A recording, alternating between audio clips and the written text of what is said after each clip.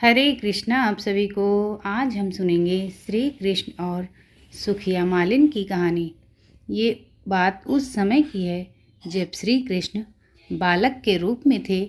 श्री कृष्ण का मनमोहक चेहरा देखने के लिए दूर दूर से लोग दर्शन के लिए आते थे। मैया यशोदा हमेशा नन्हे बालक कान्हा की नज़र उतारती रहती थी। ब्रजधाम मथुरा बरसाना के लोग कान्हा के सुंदर रूप का ही वर्णन करते रहते थे। ब्रजधाम में एक सुखिया नाम की मालिन आती थी। वह फल फूल और सब्जी बेचकर अपना गुजारा किया करती थी। ब्रजधाम में सुखिया जब भी गोपियों से मिलती तो वो उनसे नंदलाला के बारे में पूछा करती। बाल कृष्ण की लीला सुनने में सुखिया को बहुत आनंद आता था। उसका मन भी बाल कृष्ण के दर्शन को तरसता था। सुखिया श्री कृष्ण को देखने के लिए घंटों तक नंद बाबा के महल के सामने खड़ी रहती थी, लेकिन उसे श्री कृष्ण के कभी दर्शन नहीं हो पाते थे और शाम होते ही वे निराश होकर वापस अपने घर चली जाती। रात को खाना खाते वक्त भी वे नंदलाला के बारे में सोचा करती थी। भगवान कृष्ण तो अंतर्यामी हैं, उन्हें तो सब पता चल ही जाता था। जब उन्हें पता चला कि सुखिया उनकी परम भक्त है तो उन्होंने सुखिया को दर्शन देने का निर्णय लिया। अगले दिन सुखिया ने नंद महल के सामने आवाज़ दी, फल ले लो फल।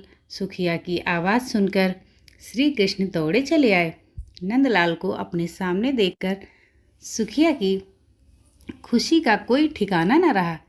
सुखिया ने नन्हे कृष्ण को बहुत से फल दे दिए। नंदलाल उस समय बहुत छोटे थे तो उनके हाथ में फल नहीं आ पाते थे। फिर भी श्री कृष्ण को सुखिया का परम प्रेम बेहद ही पसंद आया।